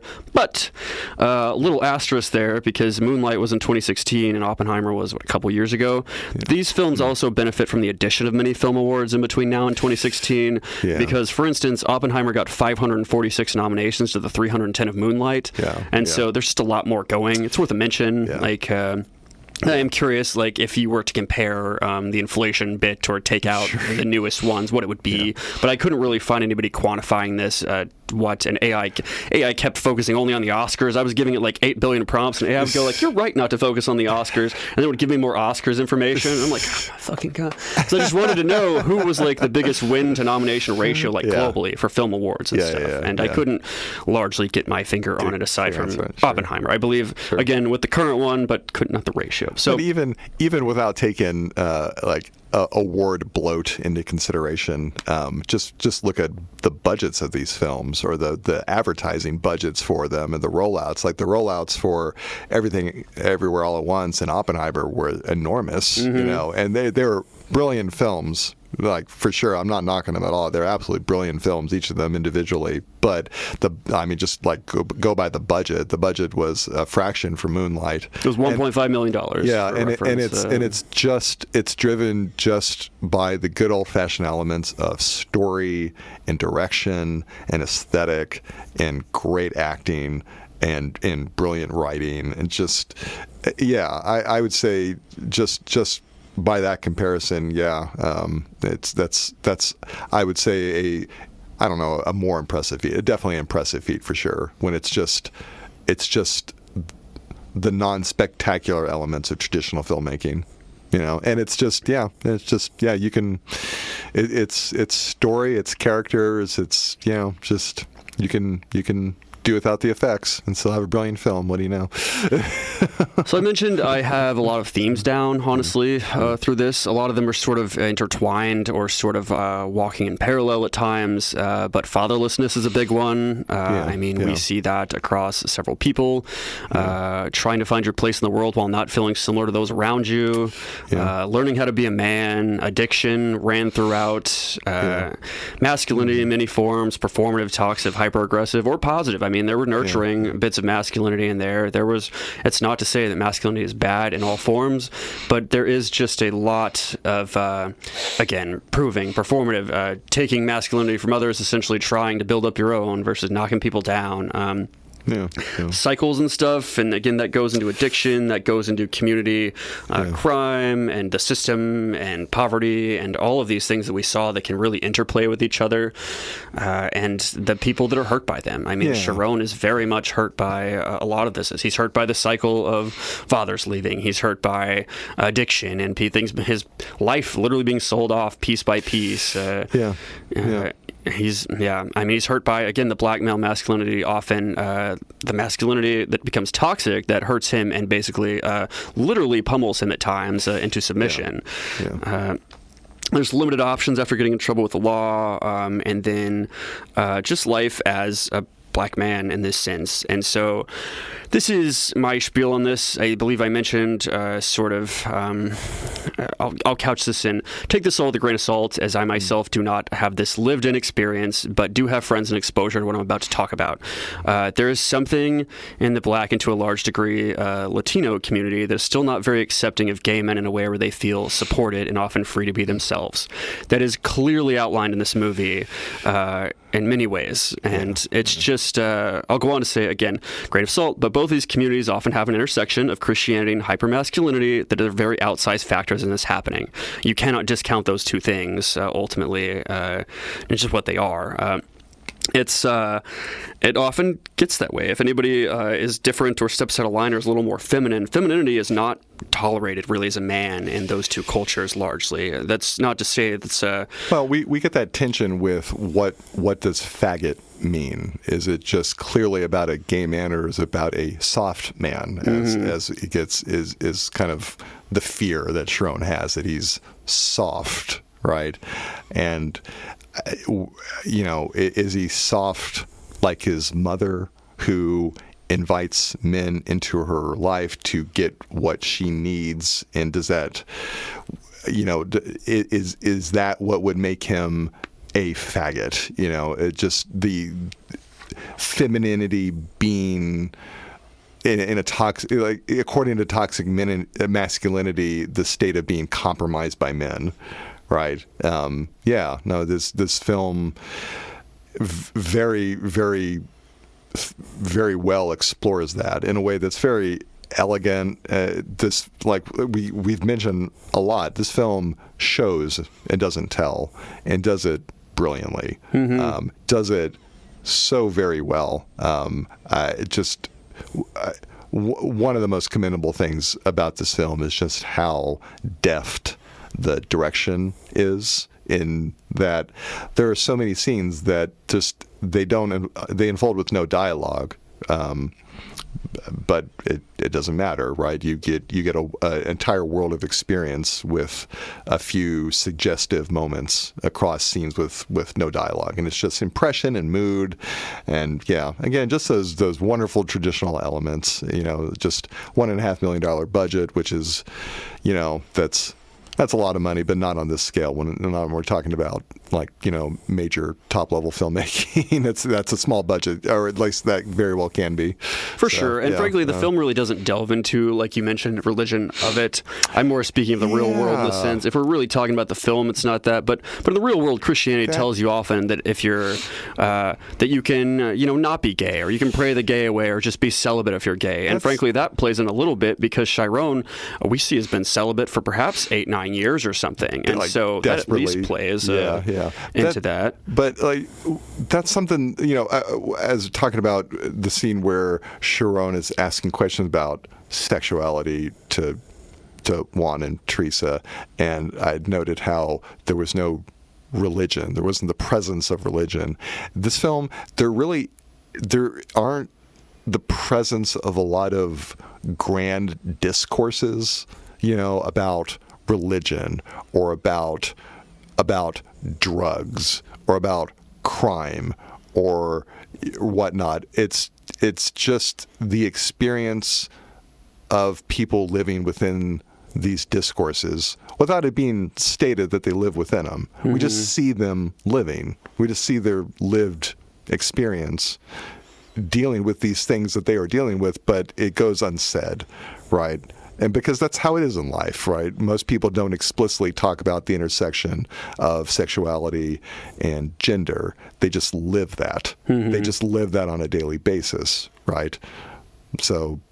But it is interesting the scenes they choose not to put it in, because you could have easily seen him being taken to church with his mom, and perhaps the preacher's railing against it, and he internalizes that too. You could have seen other people die to the violence, because we don't see Juan's death, and frankly, I think a gun or two is flashed, but no bullets are fired. There's no actual... You mentioned it's not a common crack story. There's usually... It's not a lurid crime drama. Mm-hmm. It's not a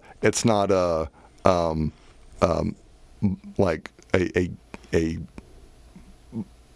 black teenagers in the hood narrative. It's not about it doesn't have those tropes, right? There are a lot of great examples of films that aren't cliche, like Boys in the Hood, a very powerful film. There are a lot of films afterwards that maybe just became more lurid crime dramas, and this film, it reminded me of Boys in the Hood, where you have the lived experience of people within these grander, sociological narratives of crime or drugs or poverty.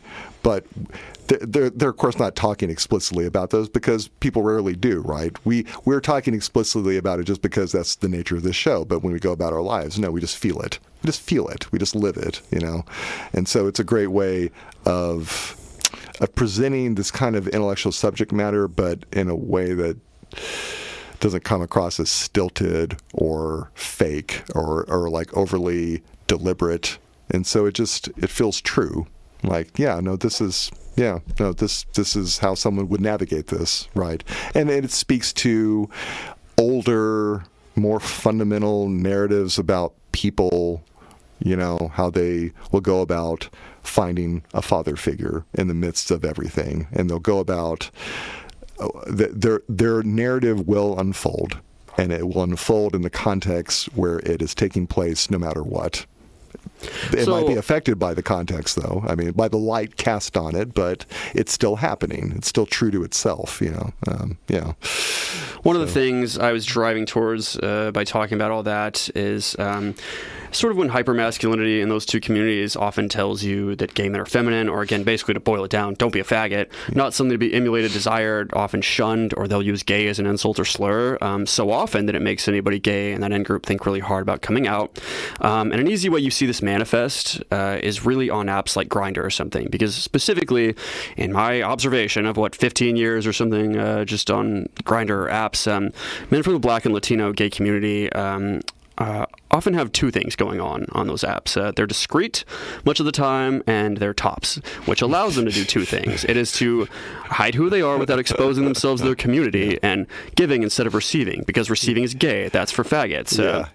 It is an interesting sociological phenomenon that, again, I'm not passing judgment on. I'm not condescending necessarily to, because it's easy to see where these things can come from. And it is often, just like Chiron we saw, a little gay boy within that will just bounce off the walls of some of these harmful things, or get these messages, or have these things driven into them that ultimately drives them to how this behavior, or like what they might think they should live as, or whatnot. Or, I can't be myself. Like Kevin talks about, I couldn't be who I wanted to be. I couldn't do what I wanted to do. And so they may want to be an out gay bottom or something, but often if you're pushing the limit on it, and I am going to be a gay man, well, I'll be a discreet top or something, or I'll be this or that, or I'll marry a woman, but I'll push myself down and do this. And so it's interesting that way. And when a community that may not support you, or that may ultimately encourage you to push your true self down, that's how you get a Kevin. That's how you get a Chiron. And it ultimately comes from the reality of the co-writer's experience as well. Tarell Alvin McCraney. He wrote a lot of this script, and it's interesting.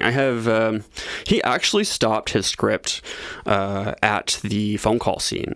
So we ultimately, if it would have been left there, we wouldn't have got to the mom scene where they sort of had the rehab bit. We wouldn't have gotten the Kevin Diner scene, but Barry Jenkins really thought it was important to continue to push through that because it's what the film had been building through the whole time, pushing through the awkwardness and the actual reconciliation of all this and sort of having an ending in that way, because it would have been kind of, again, in a show not tell film, and in a film leaves a lot of things unsaid, it could have been understandable, I guess, but I do like that we got those last two, I guess, scenes and things. I think it would have been sentimental for the wrong reason, right? It would have been almost cute that the film ends with, maybe a little flirtatious possibility of this between Sharon and Kevin still. Like, no, it's like nothing about this film was that light or that whimsical, like, at all. And so if it were just to end there without a more,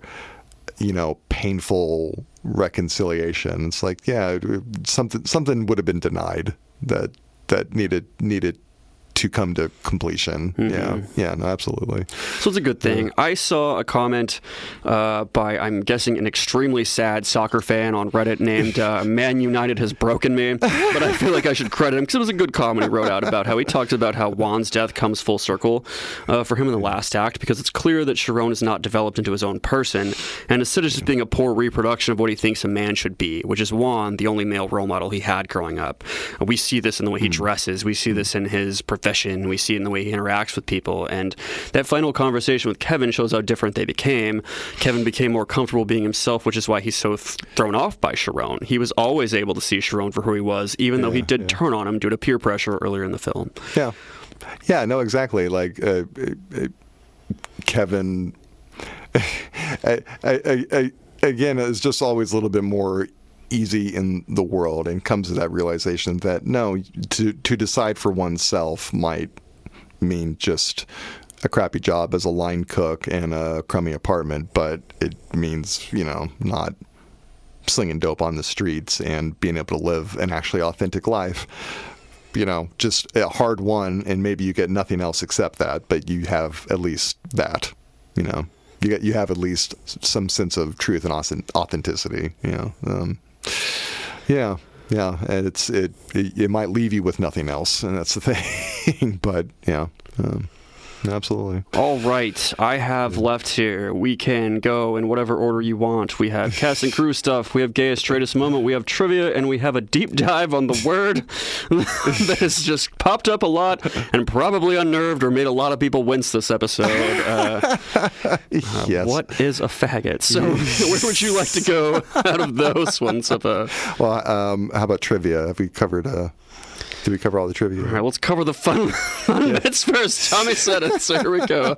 So the first and last sound you hear in this movie is the sound of the ocean, because in Miami, this is per Barry Jenkins, this is a direct quote from an interview, you're surrounded by water and the horizon is infinite. That also says a lot about a character who is always surrounded in open space and yet feels so locked into himself. And exactly. You've heard ocean sounds throughout as well, and you talked about the metaphor and all of that. It was very much intentional on how that all happened. He talked about, they had 90 minutes to shoot the swimming scene. He said, the direct quote is, "Look, I'm sorry, but this is a baptism, and I need you to teach this kid how to swim really fast." So we got all this beautiful shit to convey, and we got 90 minutes. Yeah, exactly. I mentioned that everything, the phone call with Kevin sequence is not in there. We've seen as a kid, we've seen him as adults, who's putting on, blah, blah, hang on. The direct quote here was, we've seen him as a kid, we've seen him as a teenager with Sharon. Speaking of Sharon, we got a taste of him as an adult, and on the two longest shots of the film, he pulls up, he's putting on a shirt, he's walking, and we're drifting, and then the two characters look at each other. The whole film is working to earn the right for that awkwardness between Kevin and Sharon, and that tension, the moment where a man slowly rises to the surface. That is Barry Jenkins talking about how if they had stopped it at the phone call, they wouldn't have gotten that. They wouldn't have got the actual man surfacing. They just saw him get beat down and punched down, and then it would have been a little dark, to just see the reflection, the shadow of Juan and Sharon, and really him not becoming his own character or self or authentic life being lived. So it would have felt unresolved somehow. So again, Barry Jenkins co-wrote. He took up after that. He's like, all right, I'll take it from here, Tarell, essentially. This was a super interesting one to me. Naomi Harris, the woman that played Paula, his mother, she shot her role entirely in 3 days. Oh, wow. Between her promotional tour for Spectre, one of the Daniel Craig Bond movies, due to a visa problem. So she filmed with all 3 Chirones and had an extremely quick turnaround for her parts. Yeah, 3 days. Wow. It's incredible because she was nominated for Best Supporting Actress, too, for this. She didn't win, but amazing. Amazing performance, and in that context, too. Wow. There you go. In an interview, Barry Jenkins said that the 3 actors who play Chiron never met during production and that he did this purposely. He wanted each of them to build their own persona of Chiron during their respective segments with no influence from the other portrayals. The same technique was used with the actors that play Kevin. Yeah. And it all came out very consistent, I guess is the word. Mm-hmm. So it's interesting to hear that one. I was intrigued about that's a nice directorial approach, right? You know, you want a common thread to continue through these 3 characters, but you want that to be the most salient quality, and you want something organic about that. So you kind of want this character rediscovering themselves 3 different times. Yeah, that's interesting. So I mentioned this just to flesh it out a bit. Both director Barry Jenkins and the writer Tarell Alvin McCraney's vision was pretty clear and singular, and that both men grew up in the same Liberty City neighborhood of Miami with mothers who both struggled with drug addiction. Roughly 80% of the film was shot on location there, in one of the most poverty-stricken areas of the United States, in Liberty City there. So initially, the production was a bit apprehensive about safety issues until the word got out that Barry Jenkins was from the neighborhood, and then everything sort of changed for the better.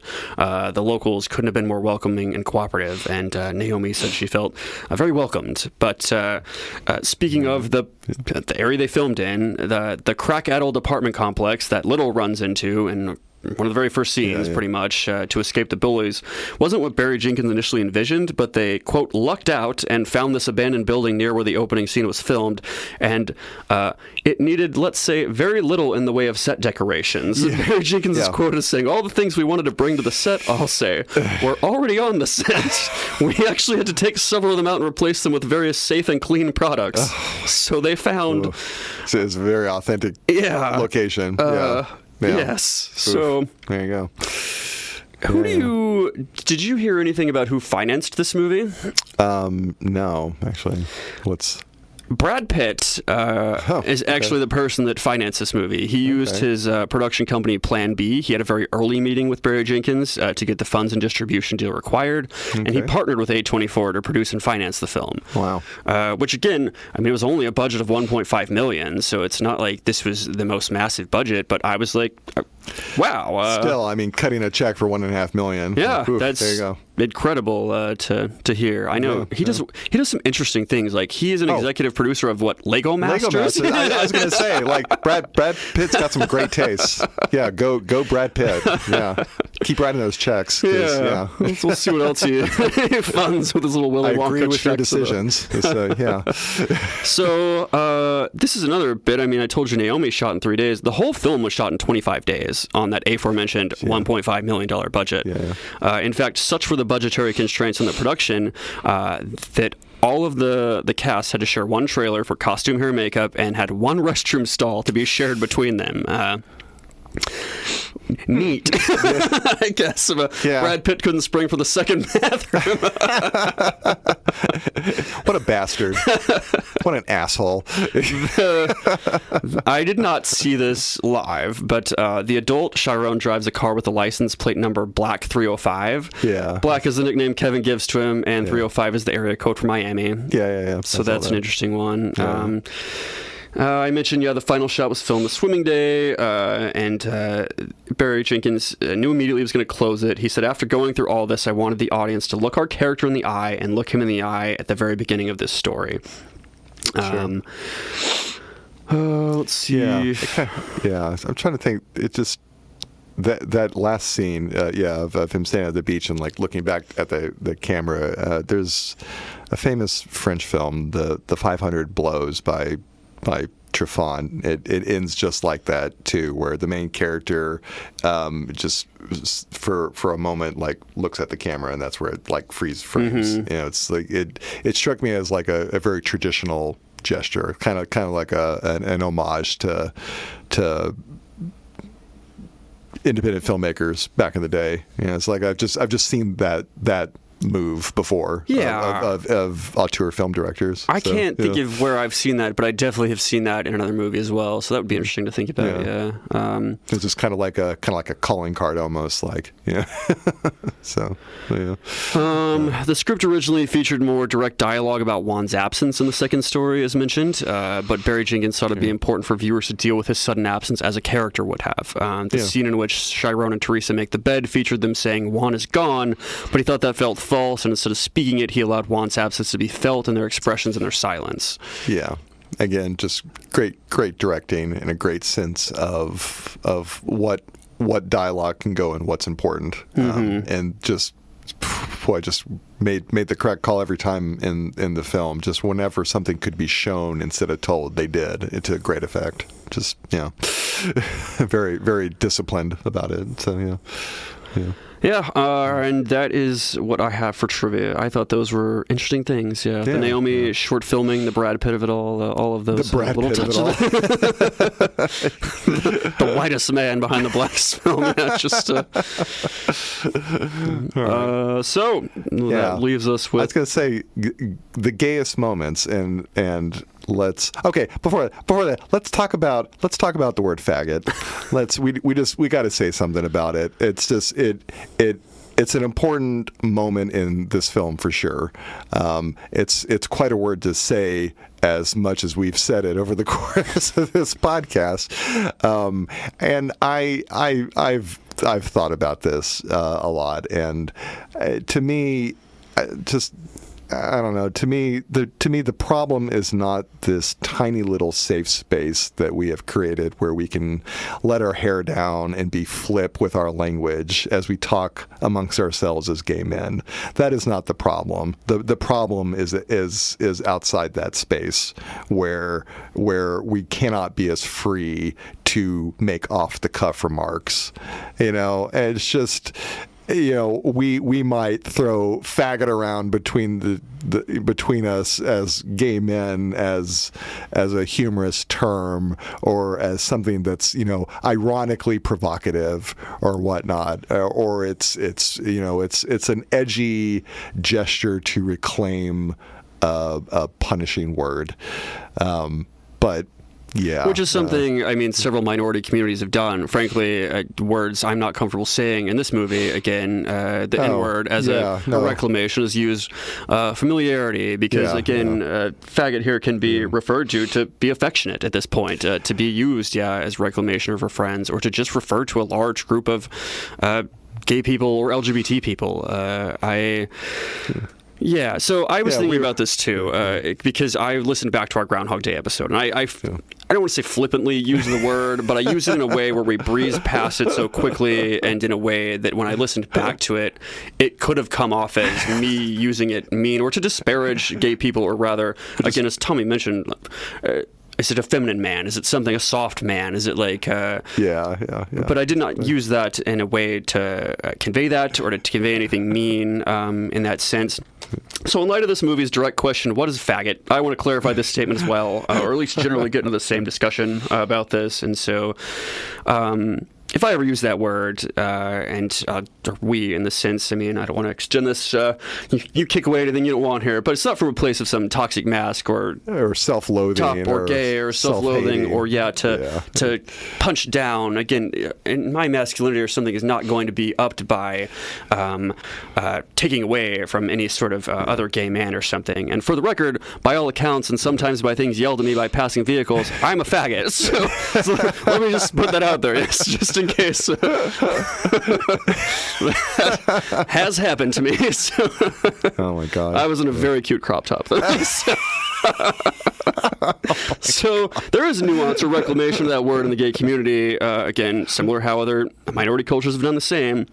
And so in groups, in our LGBT in groups, in times, again, it's often used affectionately, sometimes jokingly, as Tommy stated, even for things like kink play, where some people want to be called that because that's just, it gets them going. It's humiliation or something. But I'll be the first to admit my journey with this word has been long, and it's me becoming comfortable with myself has also involved the edge of this word being taken off step by step. But back in the day, no, I would never say it flippantly at all. It was a very hurtful word, and it meant hurtful things. And there was, I guess it's nice now that we maybe just have a little bit more space to breathe in. I didn't feel like I had this space back in the day, And so I never would be flip with the word faggot in the ways that I might be now.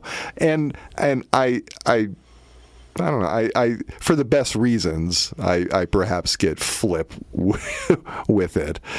Well, it's very different as adults, especially with a lot of gay friends or having accepted our identity, because I would use it somewhat flip as a middle schooler or something, again, in online game lobbies. Because it was sort of taught, it was sort of a learned behavior, but also I didn't identify as gay at that time, and this gets into what I was talking about on the Groundhog Day as the waiter. The only gay people on television at that time, when I was growing up at that age, were very flamboyant. There's Jack from Will and Grace, or very just sissy or mincing or this or that. And so I didn't consider myself that. And so it was used for something of punching down or to tear down or to perhaps try to build myself up or be in the in group or the cool group or the guys punching down and not be the Chiron in the middle, being the gay or being the faggot or something in that sense. And so it was used defensively for me in that sense, like almost. We've wrestled with this word like Chiron did in the film, right? Just the tension between masculinity and gay sexuality, and how to reconcile the two, how to have both at the same time, how to have a masculinity that is gay and that is not straight, and that is its own masculinity, but still masculinity. I definitely, I've had my struggle with this. This is definitely part of my story too, right? And perhaps within the white male experience, but still, it's definitely the gay male experience of reconciling one's sexuality with one's gender and with society's expectations of both, right? Like what you said, back in the day, the most readily available media representations of us were they were mincing, they were silly, they were funny. But not in a way that was respectful. Frequently, they were demasculinized, which is what's interesting. They were kind of anti-masculine in ways, right? Yeah, like demasculate. Yeah. Mm-hmm. Yeah, sure. And they kind of took it from, and so that was part of what I specifically said in the Groundhog Day episode was just, we were talking about the gay waiter, and Tommy was kind of praising the film, that it doesn't have gay animus, and that I said, they didn't make him like flamboyant, they didn't make him a faggot or something, and again, that's shorthand in a community where we use that a bit. It could have sounded mean or flippant. And what I was saying there was they didn't make him one of those stereotypes where we saw that, where they demasculinized this person to the point of being a joke, where many of these people in the meaner media, they would have that same stereotype and call them faggots, essentially. I didn't learn that, or rather, that didn't come from nowhere in that sense. And again, I don't mean anything by that. He could have been the most flamboyant gay waiter in the world, and I have no animus against him. I have no problem. This is not about mask versus femme gaze. This is not any of that. And so, I mean, when I re-listened, it sounded mean. So I wanted to apologize to anyone who rightfully may have winced at that or thought I was purposely being a jerk. But it is just, it's very different because, like Tommy said, I mean, back in the day, it was used a lot more to hurt. It was not quite reclaimed, or at least in any sense that I saw. But yet, I was at a Pride event a weekend or two ago where Trixie Mattel, Lord of the Gays, was doing a DJ set, and then just at one point walked up and held the mic out to us and goes, "Sing, faggots!" And so, and again, Trixie doesn't have animus against us. This is not coming from a place of punching down at our community or such. And so, we thought it was worth mentioning, especially in the context of this movie, where it comes up. What is this? How does this relate to the community, and how It can hurt people. It can be reclaimed. I mean, there are words like that. And so I do apologize if we've used it a lot this episode. And so if it is a trigger point or it makes you wince, then I do apologize. This is not. We don't mean to use this flippantly or in any way or something. We know the context of this, and like Tommy said, we've had our own journey through this. Yeah, and you know, becoming more comfortable with my sexuality has been part of me becoming less, you know, less vulnerable to the word, but also just becoming more comfortable in masculinity, in my masculinity. You know, as that has grown and become more sophisticated, the simplicity of masculinity under you know the weight of being called faggot. It's just, that was just back in the day. That was when I was a child, and as an adult, it's just I don't, and I'll admit, this is just me being very honest. I used to just wince as a gay teenager when I would see like Jack from Will and Grace just doing anything. I was very defensive and cagey about it, and it was a real struggle to reconcile being a comfortable man while also being gay, and to not be afraid of femmy things and whatnot. That took me time. It really did. And so watching Moonlight now, and just the struggle to reconcile, but also to find some other kind of masculinity.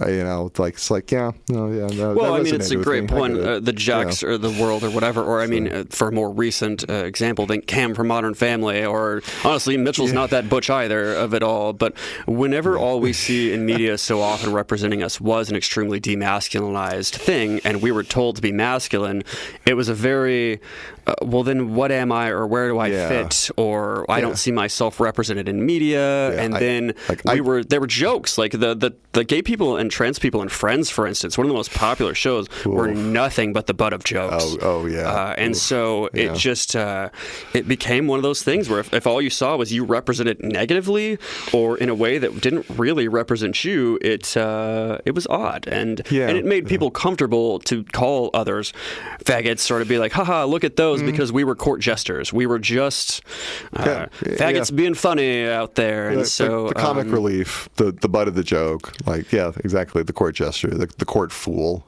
So many. I mean, even gay actors. Think back to the one Nightmare on Elm Street 2. I mean, or people that wanted to come out would be blacklisted and stuff, and you couldn't. There just weren't masked gays represented because they were refusing to allow masculinity and gay to intersect. And that is Chiron's journey. That is our journey. That is a lot of people in reality's journey, and just a thing to reckon with and to really have there. So exactly.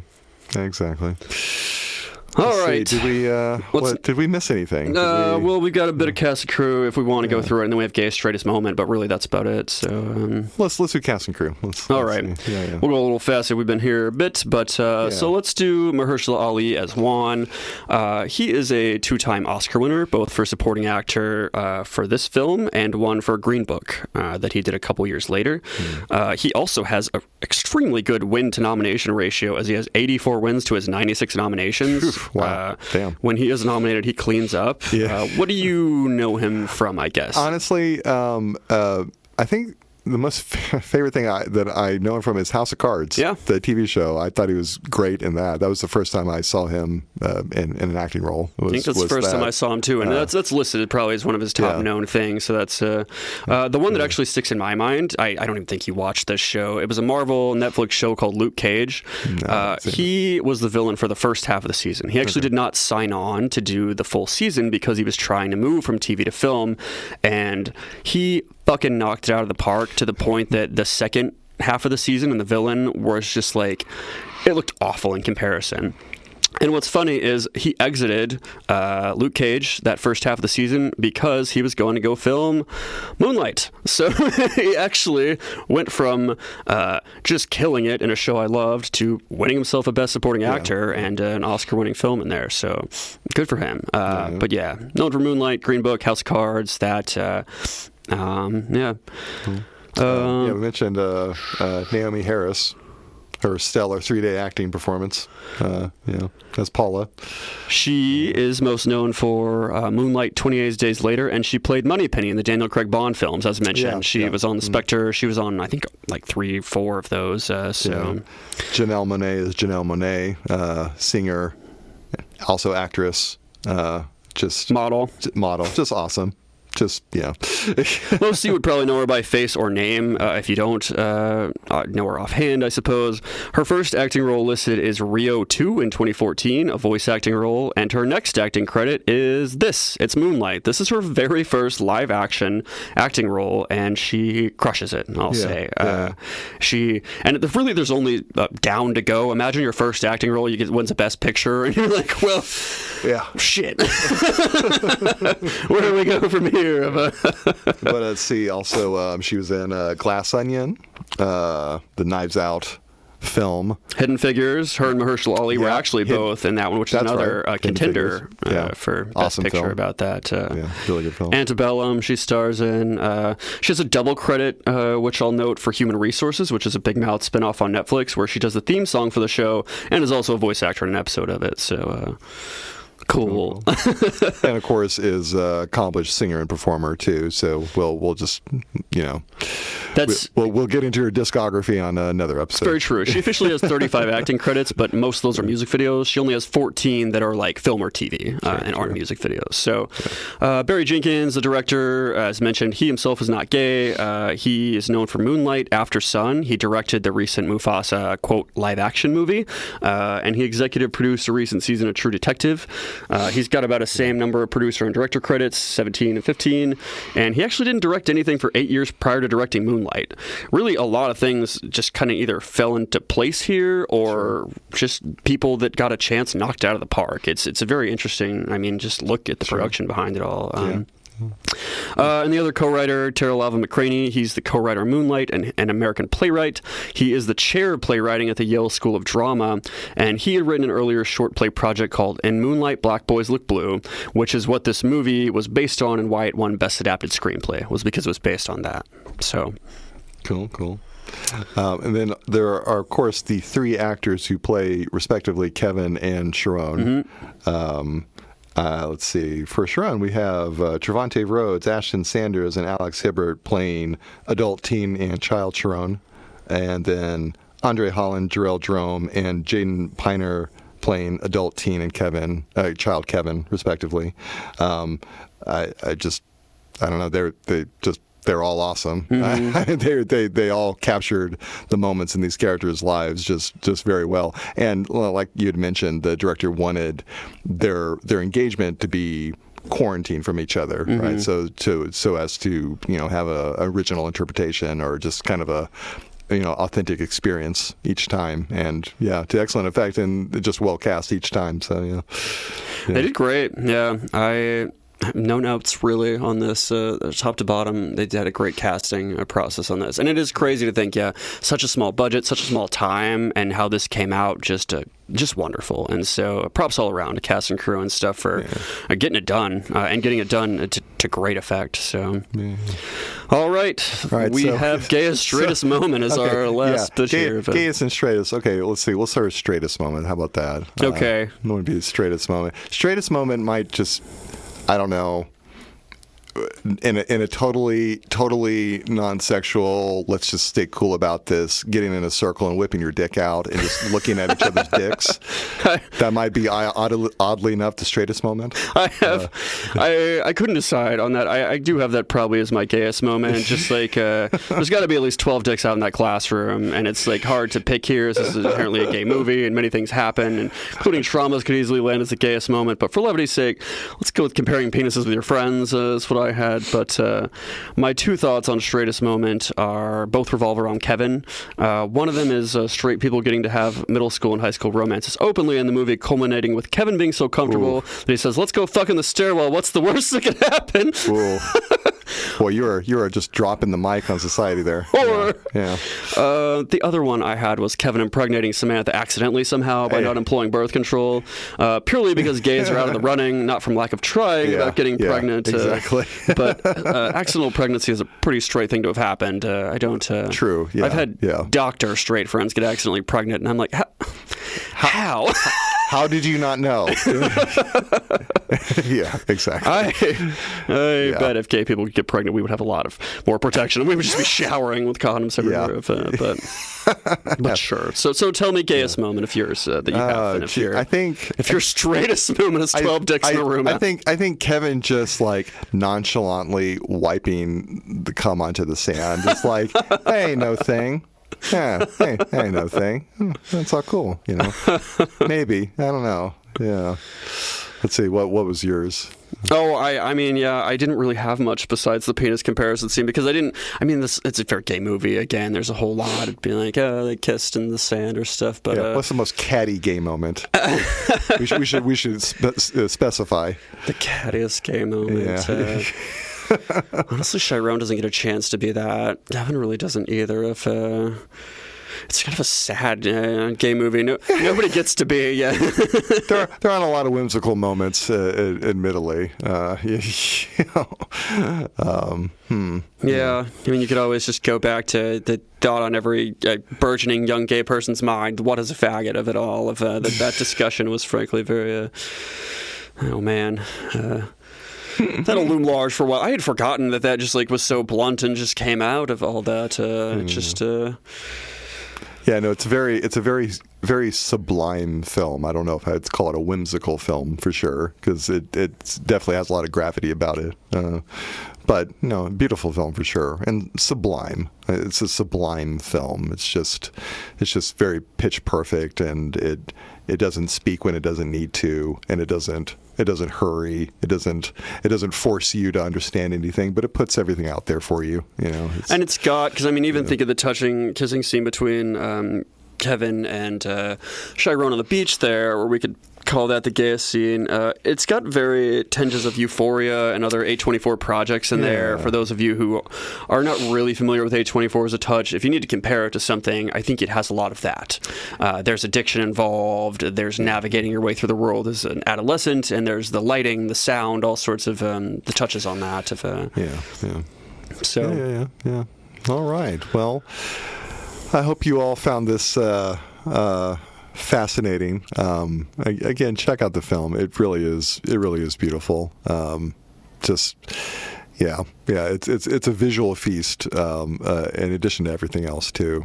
We kind of talked about the cinematography kind of indirectly. But yeah, just the visuals are really, really striking. So 100%. I mean, we can describe it. We can't do it justice. And especially, again, there are scenes without dialogue. There's all these pauses. There's stuff that really, like, unless we just can't dig into in that sense or, like, spoon feed you. It won Best Picture for a reason. So I'd at least throw it on your list. There's no reason to.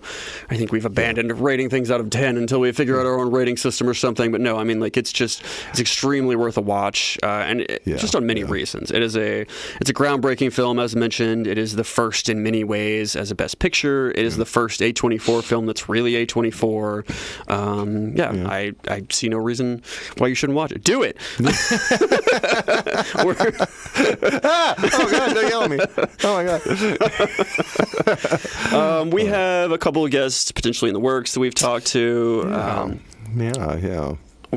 I say this every time at the end of it. We truly will try to get a list going beforehand of stuff for you to be able to write in on this, to be able to ask questions about a movie that you guys like. And so we will try to provide a list. I think the last 2 or 3 times I've done it and started listing movies, though, we just didn't do those movies. And so I don't want to get your hopes up again. Or we probably will do those movies, just for record. There are a lot of great movies to watch. But yes, there's so many that we... our decision-making process can sometimes be very arbitrary and random, and just kind of out of nowhere, where it's just like, okay, fine, let's watch this film. I mean, we watched The Mummy for a reason, so but like we'll watch any film. Some films are just fun, and then some films are.